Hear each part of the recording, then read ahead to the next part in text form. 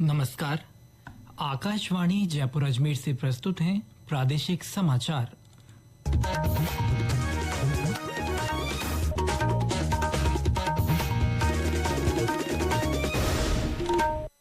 समाचारों के साथ मैं सिद्धार्थ जैन। प्रधानमंत्री नरेंद्र मोदी ने कहा है कि विकसित भारत के 4 प्रमुख स्तंभ नारी शक्ति, युवा शक्ति, गरीब और किसान हैं। इन्हें हर प्रकार से मजबूती देने के प्रयास होने चाहिए। प्रधानमंत्री श्री मोदी आज मध्य प्रदेश के धार जिले में स्वस्थ नारी सशक्त परिवार और 8वें राष्ट्रीय पोषण माह अभियान के शुभारंभ समारोह में बोल रहे थे। उन्होंने कहा कि देश भर में इन कार्यक्रमों का आयोजन किया जा रहा है। इसके जरिए महिलाओं और बच्चों में पोषण के प्रति जागरूकता फैलाई जाएगी। हमारी माताएं, बहनें, हमारी नारी शक्ति राष्ट्र की प्रगति का मुख्य आधार है। हम सब देखते हैं, घर में अगर मां ठीक रहती है तो पूरा घर ठीक रहता है। लेकिन साथियों, अगर मां बीमार हो जाए तो परिवार की सारी व्यवस्थाएं चरमरा जाती है।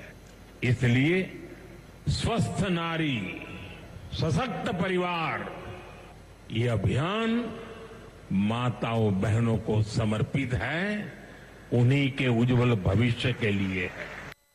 प्रधानमंत्री ने राज्य में आदि सेवा पर्व का भी उद्घाटन किया। श्री मोदी ने धार जिले के भैंसोला गांव में भारत के पहले पीएम मित्र पार्क की आधारशिला रखी।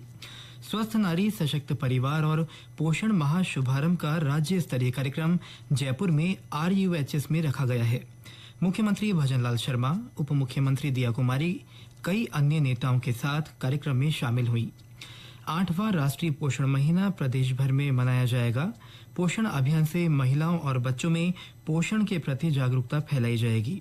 महिला और बाल विकास विभाग के शासन सचिव महेंद्र सोनी ने बताया कि इस दौरान व्यापक स्तर पर गतिविधियां होंगी। इनके माध्यम से स्वास्थ्य और पोषण के प्रति जन जागरूकता और सामुदायिक भागीदारी निभाई जाएगी।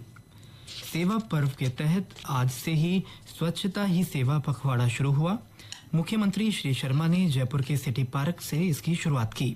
केंद्रीय गृह मंत्री अमित शाह आज दोपहर नई दिल्ली में 15 विकास कार्यों का शुभारंभ करेंगे। आज से शुरू होने वाला यह अभियान 2 अक्टूबर तक महात्मा गांधी और लाल बहादुर शास्त्री की जयंती के अवसर तक चलेगा। लोकसभा अध्यक्ष ओम बिरला कोटा में स्वच्छता अभियान में शामिल हुए। प्रदेश भर में आज से ग्रामीण और शहरी सेवा शिविर लगाए जा रहे हैं। इनके माध्यम से नागरिकों को कई सेवाएं उपलब्ध करवाई जाएंगी।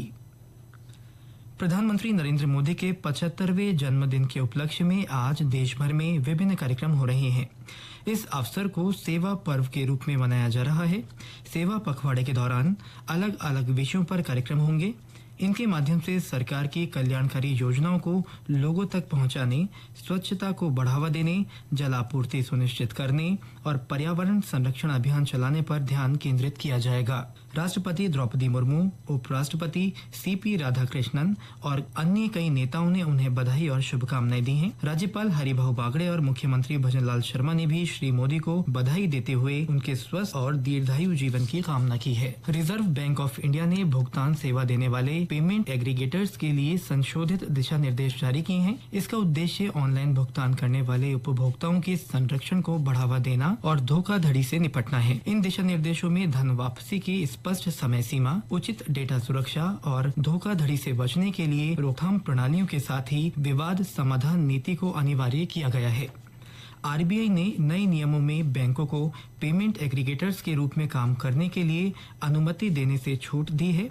वहीं गैर बैंकिंग संस्थाओं को रिजर्व बैंक के ऑनलाइन पोर्टल के माध्यम से आवेदन करना होगा। रिजर्व बैंक के परिपत्र में कहा गया है कि अन्य वित्तीय क्षेत्र नियामकों की ओर से विनियमित संस्थाओं को भी अनापत्ति प्रमाण पत्र प्राप्त करने के 45 दिनों के भीतर आवेदन करना होगा। रिजर्व बैंक ने कहा है कि पेमेंट एग्रीगेटर्स को विशिष्ट भुगतान मोड पर लेन देन राशि की सीमा नहीं लगानी चाहिए। आज विश्वकर्मा जयंती है। भगवान विश्वकर्मा को महानतम वास्तुकार और शिल्पकार माना जाता है।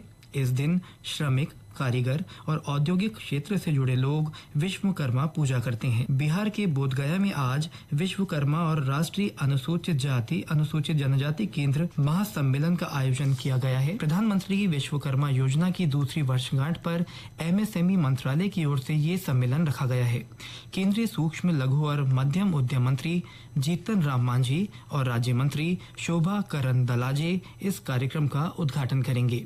विश्वकर्मा जयंती के अवसर पर प्रदेश में भी कई कार्यक्रम होंगे। कोटपुतली बहरोड में इस अवसर पर भगवान विश्वकर्मा की झांकी निकाली जाएगी और विभिन्न प्रतिभाओं को सम्मानित किया जाएगा।